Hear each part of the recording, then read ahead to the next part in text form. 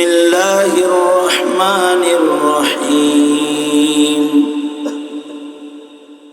يا أيها الذين آمنوا اتقوا الله حق تقاته ولا تموتن إلا وأنتم مسلمون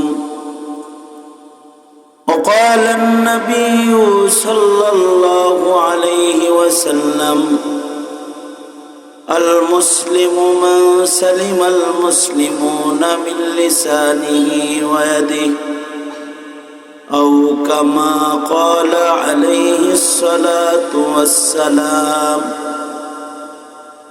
اللهم صل على محمد وعلى آل محمد كما صليت على إبراهيم وعلى آل إبراهيم إنك حميد مجيد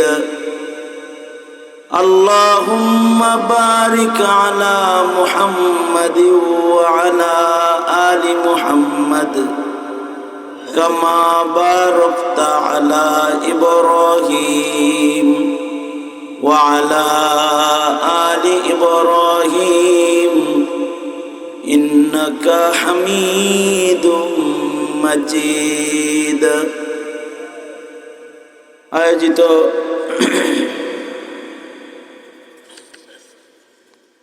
ইসলামী সমাজ কল্যাণ পরিষদ গণকখুলি এর উদ্যোগে ভেতরে আওয়াজ দাও, ভেতরে আওয়াজ দাও, বাইরে আওয়াজ কমাও। উদ্যোগে আয়োজিত মহতি মাহফিলের মোহতারাম সাদার, মোহতারাম সভাপতি, উপস্থিত হাজরাত, বুজুর্গ উলামায়ে কেরাম, সম্মুখপানে সমবেত দিন প্রিয়, ইসলাম প্রিয়, দিনদার ইমানদার মুমিন মুসলমান ভাইরা, পর্দার আড়াল থেকে আলোচনায় শামিল মা বোনেরা, ইকো থাকলে বন্ধ করো। আল্লাহর দরবারে শুকর, আল্লাহ তাআলা দ্বীনি নসিহতের মজলিসে, উলামাদের সোহবতে, জান্নাতের বাগানে আমাদেরকে আল্লাহ তাআলা আসার বসার তৌফিক দান করেছেন। এজন্য কালিমাতুশ শুকর পড়ি, শুকরিয়া আদায় করি, জবান খুলে ভক্তি ভরে সমস্বরে মুহাব্বতে আওয়াজ করে বলি আলহামদুলিল্লাহ। আলহামদুলিল্লাহ। আজকের মহতি সম্মেলনে সন্দ্বীপের পীর সাহেব হুজুরের সুযোগ্য খলিফা ও জামাতা শেখুল হাদিস আল্লামা জাকারিয়া রহমতুল্লাহ আলাইহির সুযোগ্য শাগরেদ শেখুল হাদিস আল্লামা মুফতি উমর ফারুক সন্দ্বীপী দামাত বরকাতুহুম, আমার পিতৃতুল্য মুরব্বী হযরত তশরিফ এনেছেন। আরো ওলামা হযরতগণ কথা বলেছেন এবং বলবেন। আমি আপনাদের সন্তান হাফেজ মাওলানা জাকির হুসাইন, উত্তরায় আমি যে মসজিদের খতিব, সে মসজিদে সে কর্মরত মুয়াজ্জিন, একই প্রতিষ্ঠানে একসাথে থাকার সুবাদে ইতিপূর্বেও আপনাদের এলাকায় এই মাহফিলে হাজির হয়েছি। আজকের মাহফিলটাও ওই রকমই মোহাব্বতের একটি আবদার পুরাকরণ আপনাদের সামনে উপস্থিত হয়ে গেছে। মূল নসিহাত আমার মুরব্বী শেখুল হাদিস মুফতি উমর ফারুক সন্দ্বীপী দামাত বরকাতুহুম তিনি করবেন। উনি আসার পূর্ব পর্যন্ত অল্প কিছু সময় কিছু কথা আপনাদের সামনে বলবার ইরাদা রাখি। আল্লাহ তাআলা কিছু উপকারী কথা আপনাদের সামনে উপস্থাপন করার তৌফিক দান করেন। আপনারা দোয়া করুন, বলুন আমিন।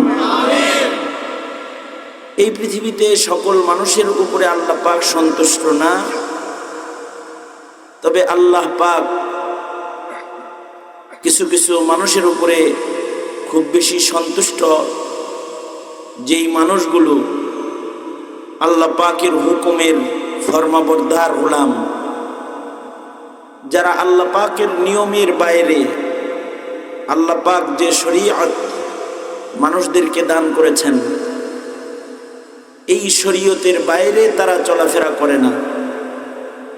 সবসময়ই তারা আল্লাহ পাকের কাছে আত্মসমর্পণ করে চলাফেরা করে। এমন মানুষ যারা আছে তাদের উপরে মহান আল্লাহ সন্তুষ্ট। এই মানুষগুলো দুনিয়ার থেকে যখন বিদায় নেয়, তাদের দুনিয়ার থেকে বিদায় নেওয়ার মাধ্যমে তাদের গমন আল্লাহ পাকের কাছে হয়। আল্লাহ পাক নিজে তাদের মেজবান হয়। বান্দাগুলোকে আল্লাহ পাক আল্লাহর খাস মেহমান হিসেবে বরজখের জগৎ থেকেই তাদের জান্নাতের মেহমানদারি শুরু হয়ে যায়। এটা তো দুনিয়া।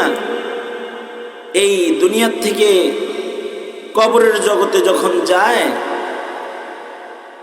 এই কবরের জগৎ থেকেই তাদের মেহমান নেওয়াজি শুরু হয়ে যায়। তাদের জন্য কবরের ঘরটাই আল্লাহর জান্নাতের বাগান হয়ে যায়।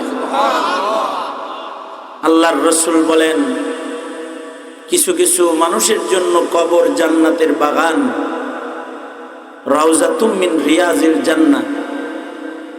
তবে যে সকল মানুষের উপরে আল্লাহ পাক অসন্তুষ্ট, তাদের জন্য কবরটাই হুফরাতুম মিন হুফারিন নার। ময়দানে মাহশার যেদিন কায়েম হবে, যেদিন আল্লাহ পাকের আদালত কায়েম হবে, সেদিন এক প্রকারের মানুষের দিকে আল্লাহ তাআলা ফিরেও তাকাবেন না। তাদের প্রতি আল্লাহ পাকের গুসা এমন হবে যে আল্লাহ পাক তাদের দিকে দৃষ্টি দিবেন না। বিনা হিসাব চিরস্থায়ী দোজখে তাদেরকে চিরদিনের জন্য নিক্ষেপ করা হবে। কারণ সেই মানুষগুলার উপরে আল্লাহ পাক অসন্তুষ্ট, আর কিছু মানুষের উপরে আল্লাহ পাক সন্তুষ্ট। তাদেরকে আল্লাহ তাআলা ময়দানে মাহশারে তাদেরকে বিনা হিসাব ফেরদাউস জান্নাতে তাদেরকে জায়গা দান করবে। এদের উপরে মহান আল্লাহ সন্তুষ্ট।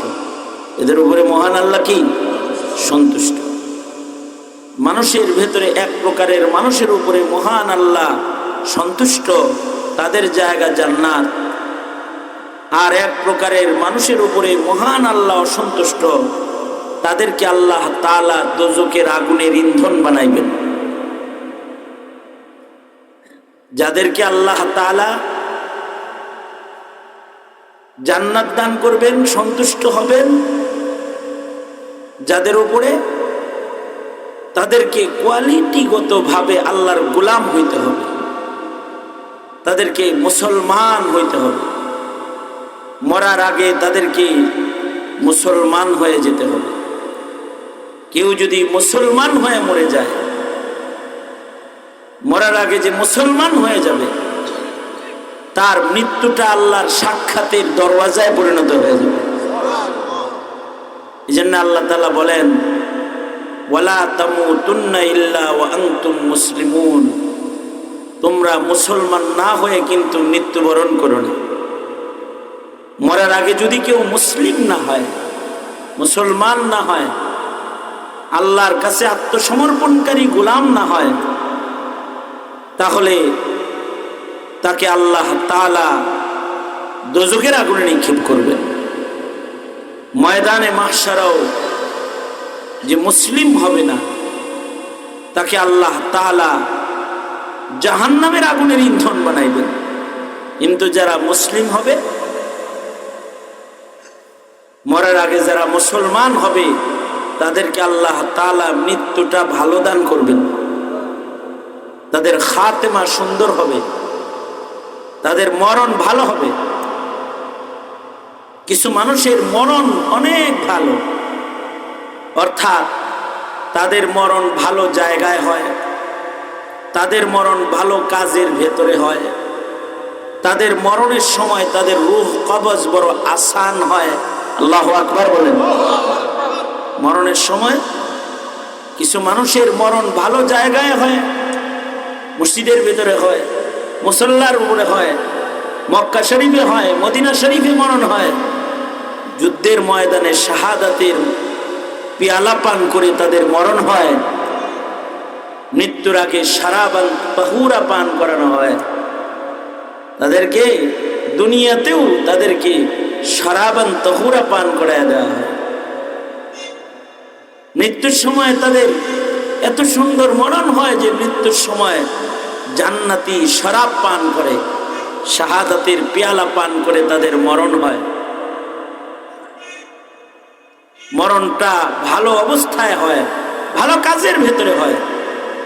সর্বনিম্ন ভালো মরণের নমুনা আল্লাহর রাসূল বলেছেন, যার মরণের সময় তার জবানে উচ্চারণ হয় লা ইলাহা ইল্লাল্লাহ, তার মরণটা ভালো মরণ। এমন মরণের পরে জায়গা সুজা আল্লাহ পাকের জান্নাত। এই কারণে আল্লাহর রাসূল বলেন, ক্বালা রাসূলুল্লাহি সাল্লাল্লাহু আলাইহি ওয়াসাল্লাম, মান কানা আখিরু কালামিহি লা ইলাহা ইল্লাল্লাহ দাখালাল জান্নাহ। আল্লাহর রাসূল বলেন, যার মরণের সময় তার মুখে শেষ কথা হবে লা ইলাহা ইল্লাল্লাহ, এমন সুন্দর কালিমা উচ্চারণে, আল্লাহ পাকের তাওহীদ উচ্চারণের মাধ্যমে যদি কারোর মরণ হয়, আল্লাহর রাসূল বলেন সেই মরণের মাধ্যমে আল্লাহ পাকের জান্নাতে চলে যায়। কিছু মানুষ মৃত্যুর আগ দিয়ে কালেমা পড়তে থাকে। হাদিস শরীফে আছে আল ইবরাতু বিল খাওয়াতিম, যার শেষ ভালো তার সব ভালো। শেষ ভালো যার, বলেন শেষ ভালো যার, শেষ ভালো যার সব ভালো তার। কিছু মানুষের শেষ ভালো হয়, ইতি সুন্দর হয়, তাদের খাতেমা সুন্দর হয়, তাদের জীবনের শেষ ভাগে তারা কালেমা পড়তে পড়তে কালেমা পড়তে পড়তে চলে যায়। আবার কিছু মানুষের শেষ ভাগ হয় জিনা করার সময় মরে গেছে, মদ পান করতে করতে মদের আড্ডা খানায় বাইজি খানায় মদ পান করে বেহুশ হয়ে মরে গেছে, আছে না নাই? কিছু মানুষ আছে গান করতে করতে মরে যায়, গান গাইতেছে যাত্রার অভিনয় করতে করতে মরে যায়, মরণ সুন্দর। আর কিছু কিছু মানুষ আছে সেজদার ভেতরে তাদের রূহ কবজ হয়ে যায়, নামাজে দাঁড়াইছে সেজদাটা দিয়েছে রূহটা কবজ হয়ে গেছে, ইহরামের হালতে আছে, হজে গেছে লাব্বাইক করতেছে তলবিয়া পড়তে পড়তে মরে গেছে। শেষ সুন্দর, শেষ চিত্র বিদায় চিত্র যাদের সুন্দর, তাদের উপরে আল্লাহ রাজি। এই কারণে আল্লাহর কাছে হুসনে খাতিমা চাওয়া, আল্লাহর কাছে বলা হোক আল্লাহ মরণ তো আমার একদিন হবে, আপনি আমাকে একটা সুন্দর মরণ দান করবেন, শাহাদাতের মৃত্যু আমাকে দিবেন। ওগো আল্লাহ ইবাদতের মৃত্যু আমাকে দিবেন, ওগো আল্লাহ ইমানের মরণ আপনি আমায় দান করবেন। এটা মুমিনের জীবনে দোয়ার অংশ, কামনা হওয়া চাই। আল্লাহর কাছে এই দোয়াগুলো করবেন, হে আল্লাহ আমার মরণ যেন মুসলিম হিসেবে হয়, হে আল্লাহ আমার মরণ যেন কালেমা পড়তে পড়তে হয়। যাদের শেষ সুন্দর হয় আল্লাহ তাআলা তাদেরকে মাফ করে দেন, তাদের কবরের আযাব মাফ হয়। অনেকের মৃত্যু ইয়াউমুল জুমআতে হয়, শুক্রবারে মরণ হয়েছে, অথবা জুমা রাত্রিতে মৃত্যু হয়েছে। মরণ তো হয়ই, কেউ শনিবারে মরে, কেউ রবিবারে মরে, কেউ সোমবারে মরে। আবার কিছু মানুষের ভাগ্য এত ভালো হয় যে এদের জুমাবারে মরণ হয়। সুবহানাল্লাহ বলেন, সুবহানাল্লাহ বলেন। জুমাবারে যদি কারোর মৃত্যু হয়, জুমা রাতে অথবা জুমাবারে যদি কারোর মরণ হয়, তাহলে আল্লাহর রাসূল বলেছেন যাদের জুমাবারে মরণ হয় অথবা ইয়াউমুল জুমআতে লাইলাতুল জুমআতে মরণ হয়, আল্লাহ তাআলা তাদের উপরে খুশি হওয়ার আলামত এটা। আল্লাহ তাআলা তাদের কবরের আযাব মাফ করে দেন। সুবহানাল্লাহ। ইয়াউমুল জুমআতে মরণ হওয়া, এখানে আল্লাহর কাছে বলবেন, ওগো আল্লাহ, হয়তো শহীদি মরণ দিবেন, নয়তো জুমাবারে মরণ দিবেন, অথবা রোজার মাসে যদি মরণ হয় তাহলে তার জান্নাতের দরজা খোলা রয় আর দোজখ তার জন্য বন্ধ থাকে। আল্লাহ পাক তো দয়ালু মালিক। একজনকে রোজার মাসে মরণ দিছে, তখন দোজখ বন্ধ ছিল। আল্লাহ পাকের রহমত থেকে আল্লাহ পাক সরেন না, আল্লাহ পাক তাকে আর কখনো দোজখের আগুনে জ্বালাইবেন না। আল্লাহু আকবার। আশা করা যায় আল্লাহ তাআলা তাকে আর দোজখের আগুনে ফেলবেন না। এ কারণে যখনই দোয়া করবেন আল্লাহর কাছে বলবেন, ওগো আল্লাহ, হয়তো শহীদি মরণ দিবেন, নয়তো আমাকে আপনি রোজার মাসে মরণ দিবেন, আমাকে জুমার দিনে মরণ দিবেন। ওগো আল্লাহ, নামাজের সেজদায় মরণ দিবেন। ওগো আল্লাহ, আমাকে কোরআন তেলাওয়াত করতে করতে মরণ দিবেন। যেমন হযরত উসমান কোরআন তেলাওয়াত করতে করতে ওনার মৃত্যু হয়েছে। একদিকে উনি কোরআন পড়তেছে, আর একদিকে মুনাফিকরা ওনার গর্দানের উপরে ছুরি চালাইছে। আল্লাহর কোরআন পড়তে পড়তে ওনার ইন্তেকাল হয়ে গেছে। গায়ের রক্তের ফুটা আল্লাহর কালামের পাতার উপরে গড়ায়া পড়ে গেছে। কোরআন পড়তে পড়তে যদি কারোর মরণ হয়, কোরআন পড়া মানে হলো আল্লাহর সাথে কথা বলা। আল্লাহু আকবার। জোরে করে বলেন, আরো জোরে করে আল্লাহু আকবার বলেন। কোরআন পড়া মানে কি? আল্লাহর লগে কথা হওয়া। কোরআনে কারীম তিলাওয়াত করতে করতে কারোর মৃত্যু হয়ে গেছে। কোরআন পড়তে পড়তে যার মরণ হইল, আল্লাহর সাথে কথা বলতে বলতে তার মরণ হইল। জিকির করতে করতে যার মরণ হইল, মুখে ছিল আল্লাহ আল্লাহ আল্লাহ আল্লাহ, লা ইলাহা ইল্লাল্লাহ, লা ইলাহা ইল্লাল্লাহ, লা ইলাহা ইল্লাল্লাহ। ইবাদতের ভিতরে যার মরণ হইল, তার মরণটা মুসলিম হিসেবে হইল। যার ইবাদতের হালতে মরণ হয়, তার মরণ মুসলিম হিসেবে হয়। যে ইবাদত করতে থাকে সে ইসলামের ভিতরে থাকে। বান্দা যখন ইবাদতে থাকে, বান্দা তখন ইসলামের ভিতরে থাকে। আর বান্দা যখন গুনাহ করতে থাকে, তখন বান্দা ইসলামের বাইরে থাকে। বান্দা যতক্ষণ ইবাদত করতে থাকে, ততক্ষণ বান্দা ইসলামের ভিতরে থাকে। আর বান্দা যখন গুনাহ করতে থাকে, তখন বান্দা ইসলামের বাইরে থাকে। ইবাদতের হালতে কারোর মরণ হইল, তার মানে হলো ইসলামের ভিতরে তার মরণ হইল, মুসলিম হিসেবে তার মরণ হইল। আল্লাহু আকবার বলেন। মুসলিম হিসেবে তার মরণ হয়ে গেল। আর যার গুনাহ করতে করতে মরণ হইল, তার মরণ ইসলামের বাইরে হইল। এই কারণে আমাদের বুজুর্গরা বলেন, গুনার হালতে তোমার যেন মরণ না হয়, এ কারণে দাড়ি কাটবা না। কারণ দাড়ি এটা 24 ঘন্টা কবিরা গুনাহ। যারা দাড়ি কাটতেছে তাদের 24 ঘন্টা কবিরা গুনাহ। জেনা 24 ঘন্টা হয় না, মিথ্যা 24 ঘন্টা হয় না, সুদ খাওয়া 24 ঘন্টা হয় না, কিন্তু দাড়ি কাটা এমন গুনাহ যেটা 24 ঘন্টা কবিরা গুনাহ। কারোর দাড়ি 1 মুঠ রাখা, এটা নবীর পছন্দ ছিল, তো এটাকে কাটতে ফেলছে, তো 24 ঘন্টা ঘুমন্ত অবস্থায়ও সে কবিরা গুনার ভিতরে আছে।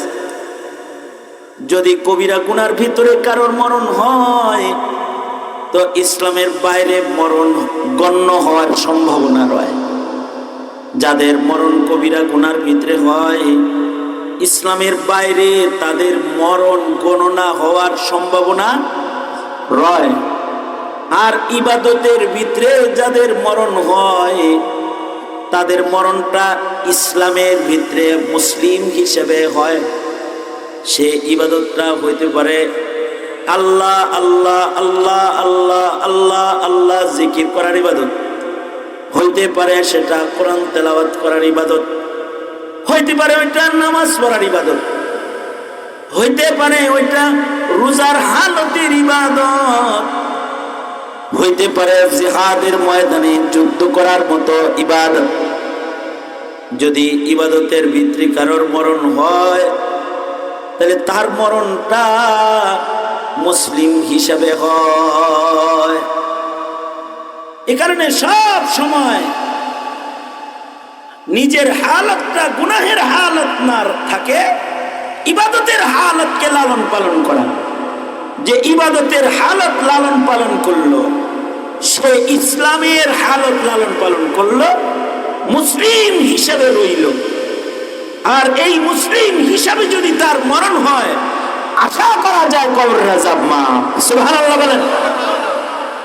যেহেতু জুমার দিন ইসলামের ইবাদতের দিন, ইসলামের একটা ইবাদতের দিবস আছে। যেমন ইহুদিদের ইবাদতের দিবস শনিবার, নাসারাদের সোমবার, হিন্দুদের মঙ্গলবার, বৌদ্ধদের বুধবার। এক এক ধর্মে ইবাদতের আলাদা আলাদা দিবস আছে। আল্লাহ তাআলা মুসা আলাইহিস সালাতু ওয়াস সালামের কওম বনি ইসরাইলকে বলেছিলেন, তোমরা আমার কাছে একটা ইবাদতের দিবস চাও। তো তারা শনিবারকে চেয়ে নিল ইবাদতের দিবস হিসেবে, শনিবার চেয়ে নিল। তারা এই শনিবারে আর কোনো গুনাহ করবে না, দুনিয়ার কোনো কামই করবে না। শনিবার পুরা 24 ঘন্টা রাত দিন তারা ইবাদত করবে। এটা আল্লাহ পাকের হুকুম ছিল তাদের উপরে। শনিবার রাত্রেও ইবাদত করবে, দিনেও ইবাদত করবে, গুনাহ করবে না তা না, এমনকি নিজের রিজিক তালাশও করতে পারবে না। মাছ মারতেও পারবো না, মাছ ধরতেও পারবো না খাওয়ার লেগা। তারা চিন্তা করলো আল্লাহ না আমাদের একদিন সপ্তাহে ইবাদত করতে কইছে, ইবাদতের দিন হিসেবে শনিবার দিছে, আমরা দিনে মাছ না ধরলাম রাত্রে ধরুন। তারা রাতের বেলায় মাছ ধরল। আল্লাহ তাআলা তাদেরকে আযাব হিসেবে বানর বানায় দিলেন। এই যে ইবাদতের দিবসে তারা দুনিয়ার কাম করল, কিন্তু আমাদের ইসলামে ইবাদতের দিবস আল্লাহর রাসূল চেয়ে নিলেন জুমার দিন। মুসলমানদেরকেও আল্লাহ তাআলা আমাদের নবীজিকেও ইবাদতের দিবস চাইতে বললেন। তো আল্লাহর রাসূল ইবাদতের দিবস হিসেবে ইয়াউমুল জুমআ, জুমার দিন চাইলেন। এবারে জুমার দিনের পুরা দিনের দাম বেড়ে গেল, লাইলাতুল জুমার দাম বেড়ে গেল। অর্থাৎ লাইলাতুল জুমা কেউ বললে ইবাদতের দিনে বলল। জুমার দিনে কোন অংশে যদি কারোর মৃত্যু হয়ে যায় তাহলে ইবাদত দিবসে তার মরণ হয়ে যায়। ইবাদত দিবসটা সাপ্তাহিক ক্ষমার দিবস। কারোর মরণ যদি শুক্রবারে হয়ে যায় সে একটা নসিবালা মাইয়িত। কারোর মরণ যদি লাইলাতুল জুমায় হয়ে যায়, জুমার রাত্রিতে হয়ে যায়, সে কপালওয়ালা নসিবালা মাইয়িত। শুধুই মাত্র তার হুসনে খাওয়াতিম শেষ সুন্দর হওয়ার কারণে তার কবরের আযাব মাফ। সুবহানাল্লাহ। আগামীকালকে বললেন, তাহলে এটা আল্লাহর কাছে চাওয়া দরকার না? আল্লাহ আপনি আমাকে জুমার দিনে মরণ দান করেন। কিন্তু আল্লাহ তাআলা আমাদেরকে এত ভালোবাসেন। বনি ইসরাইলের তো 24 ঘন্টা ইবাদত করা লাগতো, আমাদের কিন্তু জুমার দিন 24 ঘন্টা ইবাদত করা জরুরি না। আমাদেরকে জুমার দিনে মাত্র আইম্মায়ে মুজতাহিদিনরা বলেন জুমার দিন কেউ যদি মাত্র 1.5 ঘন্টা ইবাদত করে বাস এই 1.5 ঘন্টা দুনিয়ার কাম করা মানা। সূরা জুমা আল্লাহ নাজিল করে জুমার দিনের বিধান দিলেন, ইদা নুদিয়া লিস-সালাতু মিন ইয়াউমিল জুমআতি ফাসআউ ইলা যিকরিল্লাহি ওয়া যারুল বাই'। জুমার আজান হয়ে গেছে, নামাজের জন্য তোমাদেরকে ডাকা হয়েছে, এইবার আর লাঙ্গল মেরো না, এইবার আর দোকানদারি করো না, এইবার আর বেচা কেনা করো না, এইবার আর দুনিয়ার আর কোনো কাম করো না, এবার সিধা মসজিদে চলে যাও। ফাইদা কুজিয়াতিস সালাহ, নামাজ শেষ, ফান্তাশিরু ফিল আরদ, এবার ব্যবসার জন্য আবার বাইরে গেলে আমি তোমাদেরকে কিচ্ছু বলবো না। আল্লাহু আকবার বলেন।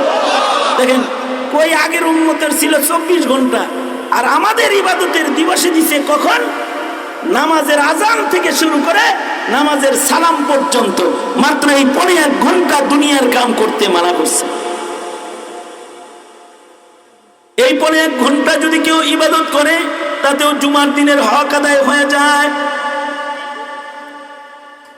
জুমার হুকুক আদায়কারী মুমিনের খাতায় তার নাম চলে যায়। জুমার দিনে ছোট ছোট কিছু আমল আছে, ওগুলো করলে অনেক নেকি দেয়। আশ্চর্য, মুসলমান জুমার দিন সম্পর্কেও জানে না। আমাদের এই সমাজের মুসলমানরা অধিকাংশ গুনার কাম করে জুমার দিনে, ছুটির দিনে। মদের বারগুলো চাঙ্গা থাকে শুক্রবারে, শুক্র শনিবারে মদের বার চাঙ্গা থাকে। সরকারি ছুটির দিন তো বার চাঙ্গা। যে সকল এলাকায় মদের বার আছে, ক্যাসিনো আছে, এই রাস্তাঘাটে গাড়ি চলাচল করা যায় না। শুক্রবারে যে সকল এলাকায় মার্কেট আছে, ওই এলাকা মার্কেটিং এর ভিড়ে হাঁটা চলা করা যায় না। যে এলাকায় পার্ক আছে, শুক্রবারে ওই এলাকায় নড়াচড়া করা যায় না। যে এলাকার মধ্যে আড্ডাখানা আছে, পিকনিক স্পট আছে, শুক্রবার হইলে পরে ওই এলাকায় বন্ধ হয়ে যায়। মনে হয় যেন যে শুক্রবারটা আল্লাহ নিজের মন মতো ঘোরার লেগে দান করছে, অথচ শুক্রবারটা হলো ইবাদতের দিন। শুক্রবার সারা দিন বান্দা ইয়াউমুল জুমার হক আদায় করার চেষ্টা করবি। আগে আগে মসজিদে যাবে, যে আগে যাবে সে উট সৎকার সওয়াব পাবে, একটু পরে যাবে তো গরু সৎকার সওয়াব পাবে, আরো পরে যাবে তো ছাগল সৎকার সওয়াব পাবে। যত ডিলামি করবে তত সওয়াব কমবে। আর যদি কোন রকম মরণটা ইয়াউমুল জুমআতে কারোর হইয়া যায়, কবরের আযাব মাফ, আল্লাহ তাআলা তাকে কবরের আযাব মাফ করে দিবে। ইয়াউমুল জুমআতে যার মরণ হইল, কেমন যেন মুসলিম হিসাবে তার মরণ হয়ে গেল। মুসলমানের ইবাদতের দিনে তার মরণ হয়ে গেল, ইমানের হালতে মরণ হইল। তো এই লোকটা সফল মুমিন। এ কারণে সব সময় আল্লাহর কাছে নিজেদের শেষ ভালো করার দোয়া করা, কারণ শেষ ভালো যার সব ভালো তার। আর যদি পুরা জিন্দেগিটাই মুসলিম হিসাবে নিজেকে লালন পালন করতে পারে, অর্থাৎ তার জিন্দেগিতে কোনো গুনাহকে সে টাচ করতে দেয় না, তার জিন্দেগি গুনাহমুক্ত, পাপ মুক্ত, গুনাহ খাতা সে করে না। কোন মুমিন যদি এরকম হয় যে গুনাহ করে না, গুনাহমুক্ত মুমিন, তাকে তো আল্লাহ তাআলা দুনিয়াতেই জান্নাত দেওয়া শুরু করে। সুবহানাল্লাহ, আর আস্তে করে গম্মিয়া সুবহানাল্লাহ। তাকে কি করে আল্লাহ দুনিয়াতেই মদত করা শুরু করে। তার মদত দেখা যায় যে তারে আল্লাহ মদত করতেছে। নবীদেরকে খালি মদত করে তা না, যারা মুসলিম হয়, যারা আল্লাহর প্রিয় বান্দা হয়, তাদেরকেও আল্লাহ দুনিয়াতেই মদত করে। দুনিয়াতেই আল্লাহ মদত করেছেন। নবী না তারা, কিন্তু তারা আল্লাহর পছন্দের বান্দা বান্দি। দুনিয়াতে আল্লাহ তাদের মদত করেছেন, তাদের আল্লাহর নিদর্শন বানিয়েছেন। এরকম কারামতের বর্ণনা, মুজিজা তো নবীদের জন্য, ওলিদের কারামতের বর্ণনা কোরআন শরীফেও আছে। যেমন আল্লাহ তাআলার নবী মহিলাদের ভিতরে নবী দেন নাই। আল্লাহ আল্লাহ তাআলা যত নবী দান করেছেন, পুরুষদেরকে আল্লাহ তাআলা নবী বানাইছেন। নবীদের অলৌকিক অলৌকিক ঘটনা আছে, কিন্তু তিনটা দল অলির ঘটনা আল্লাহ তাআলা, 3 প্রকারের অলির কারামত আল্লাহ তাআলা কোরআনে বর্ণনা করেছে। 3 প্রকারের অলিদের ভিতরে একজন অলি হলো নেককার মহিলা হযরত মরিয়ম আলাইহিস সালাম। হযরত মরিয়ম কোন নবী নন, কিন্তু ছোটবেলা থেকে তিনি নেককার। ব্যাপারটা চলে না, ভিন্ন পুরুষের সাথে কথা বলে না। মায় তারে মসজিদের জন্য মান্নত মানছে, দিনের জন্য মান্নত মানছে। তো মসজিদের ইমাম হলেন হযরত জাকারিয়া।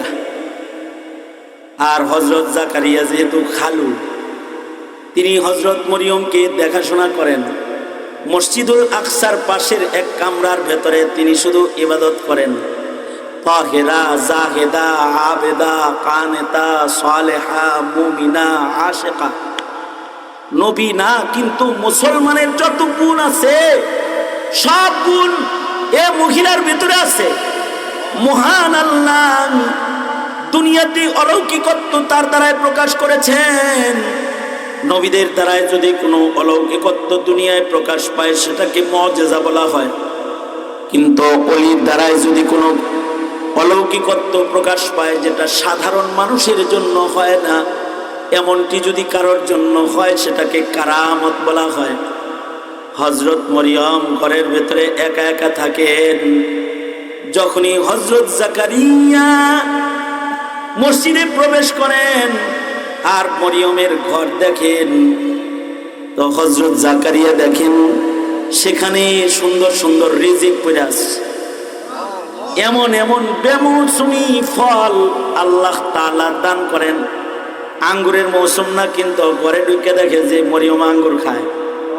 কাঁঠালের মৌসুম নয়, কিন্তু ঘরে ঢুকে দেখে মরিয়ম কাঁঠাল খায়।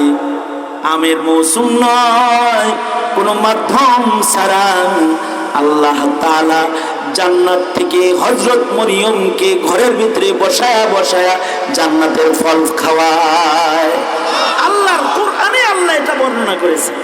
মরিয়ম তো নবী না, কিন্তু আল্লাহর পছন্দের বান্দি, তো তাকে আল্লাহ তাআলা অলৌকিকত্ব দুনিয়াবাসীকে দেখায়, এমনকি জাকারিয়াকেও দেখায়। দেখছো জাকারিয়া, মরিয়মরে আমি কত ভালোবাসি, তাকে আমি অমৌসুমে ফল খাওয়াই।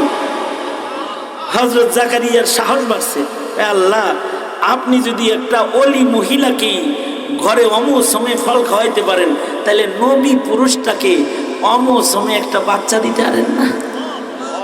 আল্লাহ আপনি তাহলে আমাকে একটা সন্তান দান করেন। এইটা দেখে হযরত জাকারিয়া সন্তান চাইতেছে, আল্লাহ তাআলা সন্তানও দিয়ে দিলেন।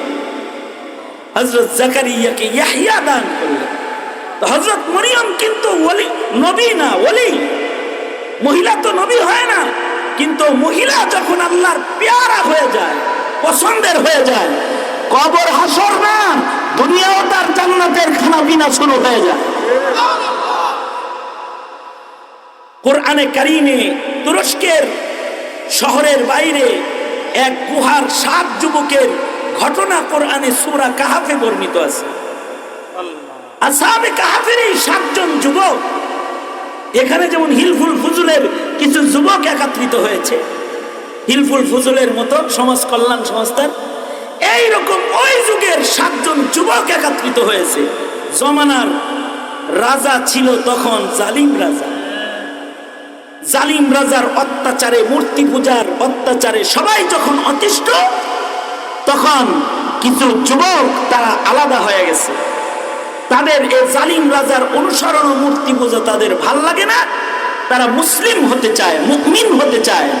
তারা 7 যুবক আলাদা হয়ে এক গাছের ছায়ার নিচে বসে রয়েছে। একজন আরেকজনের সাথে জড়ো হইতেছে, একজন আরেকজনের চিনে না, কিন্তু একজন আরেকজনের জিজ্ঞাসা, তুই কই থেকে আসলি? আমি আইছি, ওখানে পূজা চলতেছে, ওগুলোর লগে আমার চলে না, আমি মুসলমান, আমি আল্লাহর কাছে আত্মসমর্পণকারী, মূর্তির কাছে আমি আত্মসমর্পণকারী না। তুই করতে আইছিস? আমিও তো একই দান্দা আমার। আইতে আইতে 6 জন আইছে যাদের সবার দান্দা হলো মুসলিম হওয়া, এক আল্লাহ বিশ্বাসী হওয়া, তাওহীদ হানিফ মুসলমান হিসেবে নিজেদের নাম লেখানো। এ 7 জন বইয়া রয়েছে। তো এ 7 জনের কাছে সূরা কাহাফ বলে এই 7 জন 14টা আয়াতের ভেতরে আল্লাহ তাআলা কাহিনী বর্ণনা করেছেন। সূরা কাহাফের 14 আয়াতে কাহিনী বর্ণনা করেছে। এই 7 জনের কাছে এই 7 জন আইছে, আর এদের কাছে একটা কুকুরও আয়া কাছে বইবার লাগছে। মুফাসসিরিনরা বলে এর 7 যুবকই কুকুর রেখে দেয়, যে কুকুর যেখানে থাকে সেখানে তো আওয়াজ হয়, ঘেউ ঘেউ করেও। তারা তো নিরিবিলি রয়েছে, জালিম রাজার অত্যাচার থেকে নিরিবিলি লুকাইতে যাইতেছে। কুকুরটারে তাড়াইতে চায়, আয় কুত্তা তুই তো ঘাউ ঘাউ করবি, কথা বলে তুই আওয়াজ কে আমাদের কাছে। আশ্চর্য বিষয় হলো এই 7 জনে মিলা যখন এই কুকুরকে তাড়াইতেছে, মুফাসসিররা লেখে হাদিসের কোন কোন বর্ণনায় আসে এই কুকুরের জবান খুললা যায়, কুকুরের জবান খুলা দেয় আল্লাহ তাআলা। তো কুকুরে কথা কয়, কুকুরে 7 জনরে কয় তোরা যেমন মুসলমান মানুষ, আমি মুসলমান কুত্তা,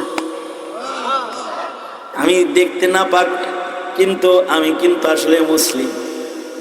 তোদের ধান্দা যা, আমার ধান্দা তো আমারও মূর্তি বোঝা ভালো লাগে না। এই জালেমের জুলুমের অত্যাচারে শহরে আমারও ভালো লাগে না, আমিও তো ঘর দলে যোগদান করলাম। জবান যখন খুলে গেছে, জবান খুলে গেলে এবার কুকুর এদের দলের সদস্য হয়ে গেছে। আপনারা মনে মনে ভাবতে পারেন আরে ইসলামের যুগের আগের কাহিনী, তো জবান তো খুলতেই পারে, মুসলমানদেরও কি খুলেছে এমন কারণ? হ্যাঁ খুলেছে। শিকায়াতুল জামাল হাদিস শরীফে আছে, উটের জবান খুলে গেছে, উট নবীর লগে কথা কয়। মনে মনে ভাবতে পারেন উট নবীর লগে কথা কয়, এটাও হইতে পারে মুজিজা, কিন্তু এমন কারামত কি আছে যে ওলির লগে কথা কয়? হ্যাঁ তাও আছে। বাইহাকি শরীফের রিওয়ায়াত, ইমাম বাইহাকি রাহমাতুল্লাহি আলাইহি আল ইতিকাদ কিতাবের ভেতরে ঘটনার রিওয়ায়াত বর্ণনা করেছেন। নবীজির এক মহিলা সাহাবী ছিল হযরত সাফিনা রাদিয়াল্লাহু আনহা। সাহাবীর নাম হযরত সাফিনা রাদিয়াল্লাহু আনহা। ইমাম বাইহাকি বর্ণনা করেন এই সাফিনা একদিন নৌকায় চড়ে সাগর পথে নদী পথে ঘুরতে গেছে। নদী পথে ঘুরতে গেছে, নদী পথে ঘুরতে গিয়ে পাহাড়ি বরফের আঘাতে নদীর তখতা খুলে গেছে। তখতা খুলে গেলে পুরা জাহাজটা, লঞ্চটা নদীর ভেতরে ডুবে গেছে, আর যারা ভেতরে ছিল সব বরফের ঠান্ডা পানিতে ডুইবা সব মরে গেছে। কিন্তু হযরত সাফিনা রাদিয়াল্লাহু আনহা উনি সাঁতার কাটা জানতেন। মহিলা সাহাবী কিন্তু সাঁতার কাটা জানে। সাঁতরাইতে সাঁতরাইতে উনি একটা কাঠের তক্তার উপরে ভরে, তক্তায় ভর করে উনি পানির ভেতরে ভাসতেছে। আল্লাহর কুদরত, গভীর নদীর পানি থেকে আল্লাহ তাআলা এই নৌকার ভেতর থেকে শুধুই মাত্র হযরত সাফিনাকেই আল্লাহ তাআলা বাঁচায়া নদীর তীরে পৌঁছায়া দিচ্ছে।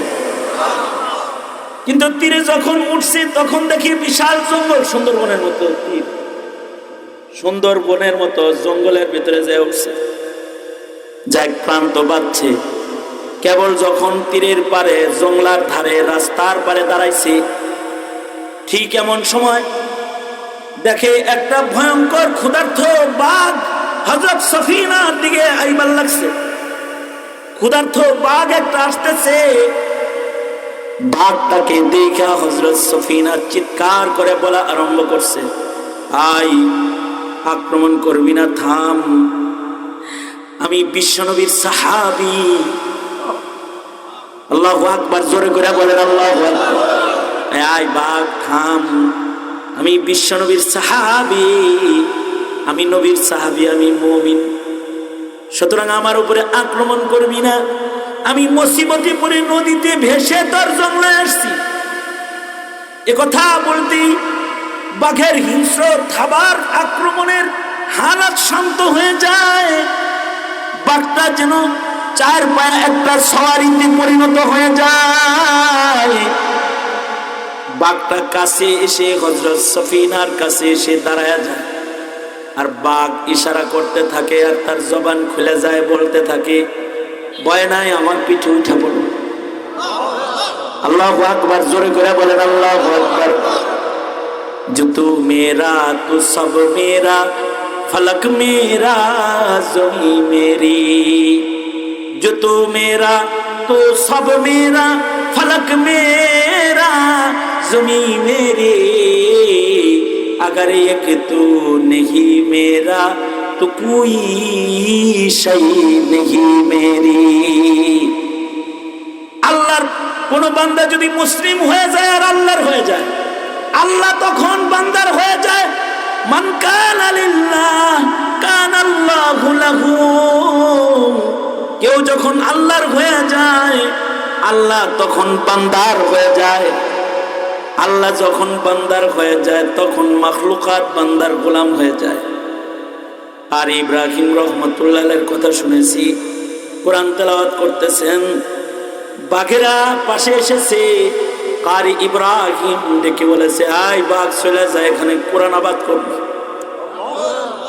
তো জানি এই জঙ্গল এলাকার থেকে বাঘ বিদায় নিয়েছে।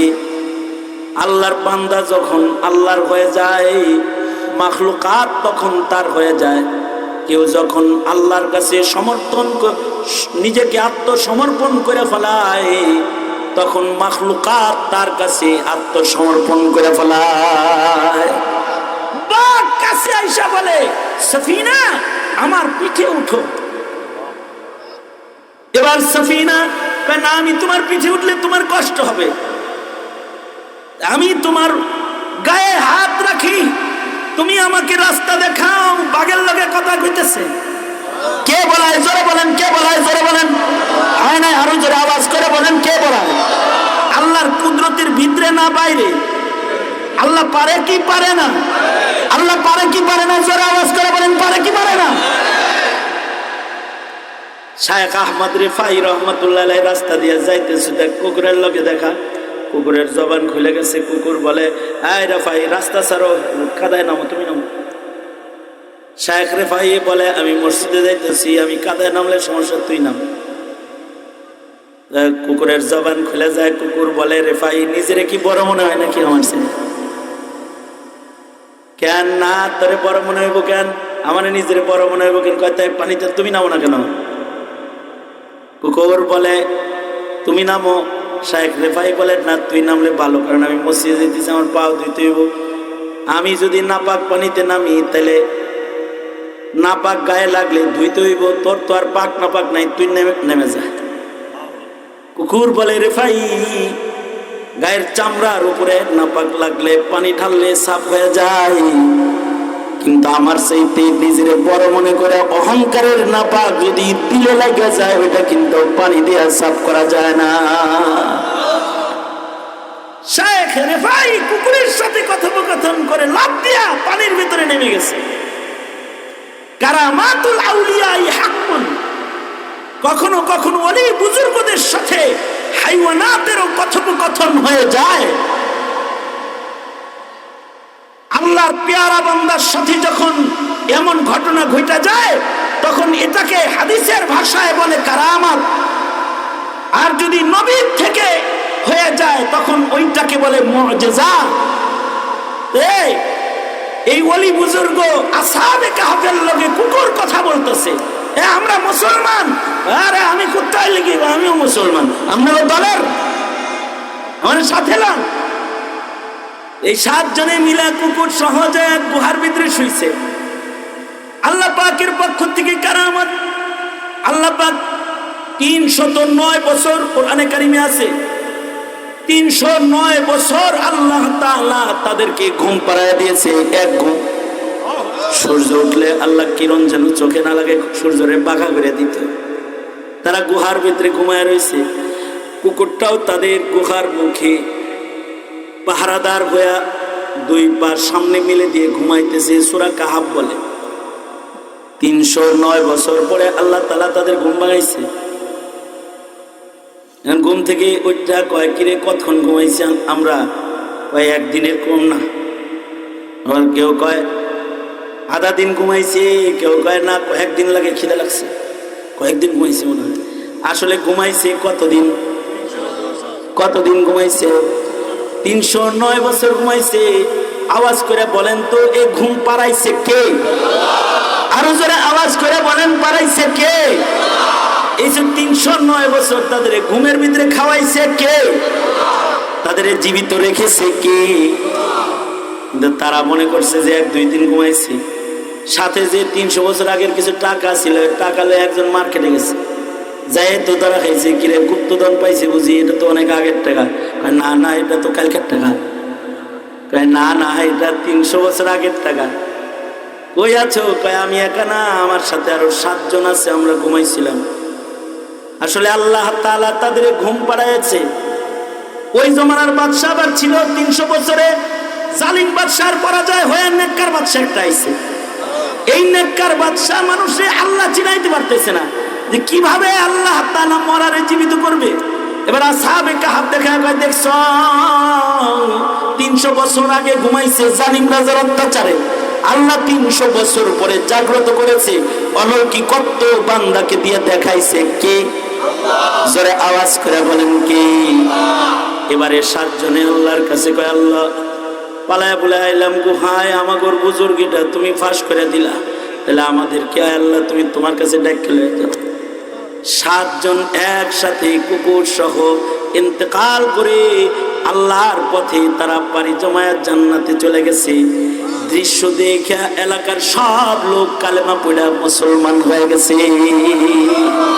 কারামাত নবী না, কিন্তু মুসলমান কামেল, কামেল মুসলিম, তার থেকে দুনিয়াতেও অলৌকিকত্ব প্রকাশ পেয়ে যায়। আল্লাহ তাআলা অলৌকিকত্ব প্রকাশ করে। কুরআনে কারিমে আরেকটা কারামাতের ঘটনা আছে। হযরত সুলাইমান আলাইহিস সালামের একটা পাখি ছিল, পাখির নাম ছিল হুদহুদ। এটারে খুঁজে পাওয়া যায় না। ঘুরতে ঘুরতে এটা রানী বিলকিসের খবর হয় না, বলে সুলাইমান সুন্দরী একটা বউ আমি তোমার জন্য দেখে এসেছি, আমার সাথে রাগ করে লাভ নাই। তাই নাকি? হ্যাঁ, দারুণ একখান রানী আছে সেই রকম দেখতে, আর তার আছে এক আজব সিংহাসন। তুমি যদি বলো তাহলে আমি তোমার পক্ষ থেকে পয়গম্বর, আমি তোমার পক্ষ থেকে তাকে ইসলামের দাওয়াত দিতে পারি। সূরা নামলের ভেতরে আল্লাহ তাআলা কাহিনী বর্ণনা করেছেন। পয়গম্বর সুলাইমান মাত্র 2 লাইনের একটি চিঠি রানী বিলকিসের কাছে দিয়েছেন।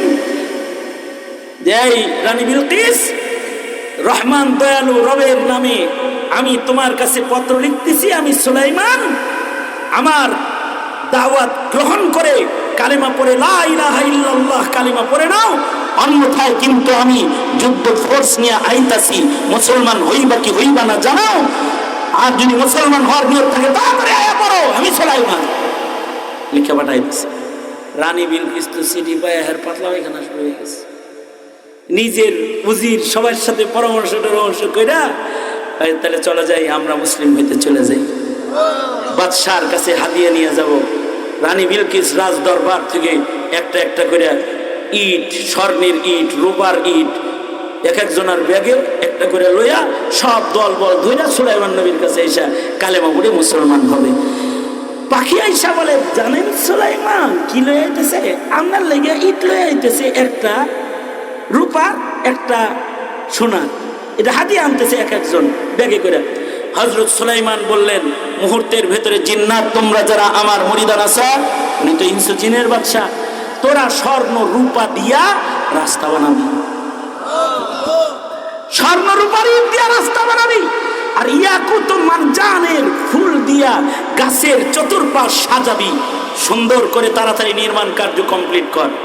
বিলকিস আইতে আইতে যখন গেটের কাছে আইছে, আইয়া তো দেখে যে হাতে ব্যাগে করে সোনানি মুখী স্বর্ণ দেহি পায়ের নিচে বিছিয়ে থুয়ে দিছে।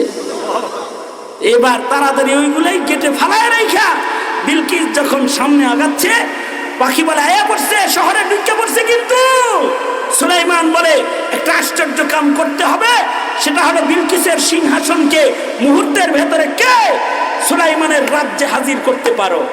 সেখানে ছিল ইফরিত নামক এক জিন। সে কয় আমি পারি, আপনি বহার থেকে দাঁড়ানোর আগেই আইনার দিন।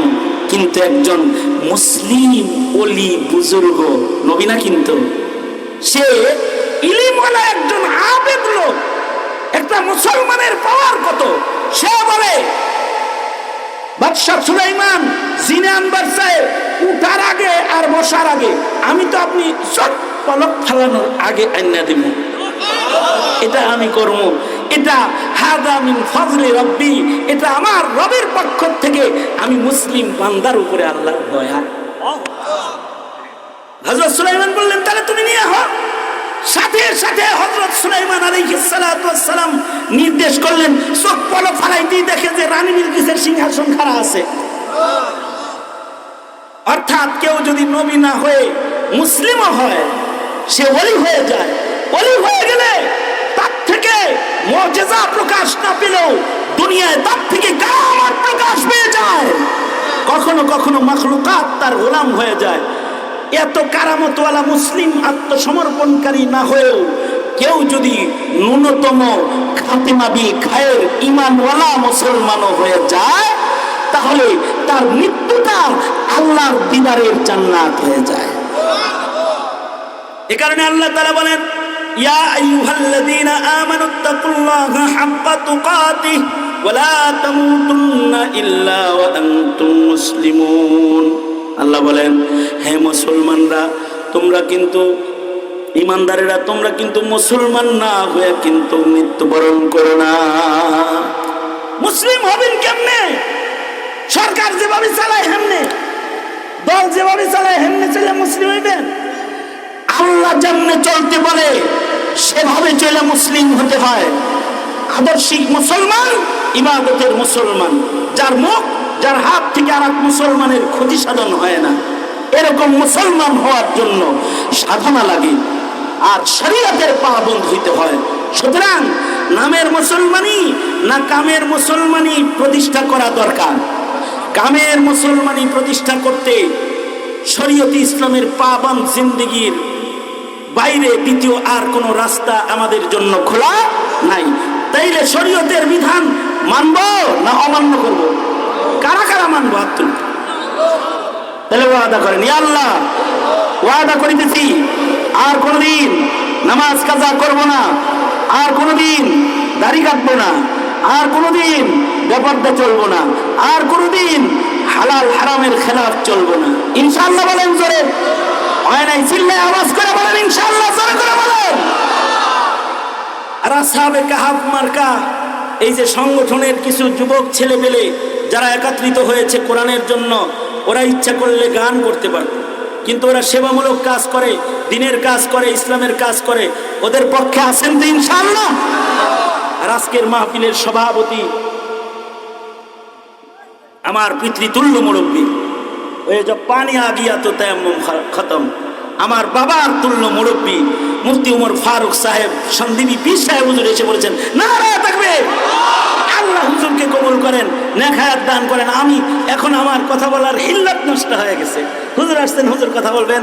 আসসালামু আলাইকুম ওয়া রাহমাতুল্লাহ।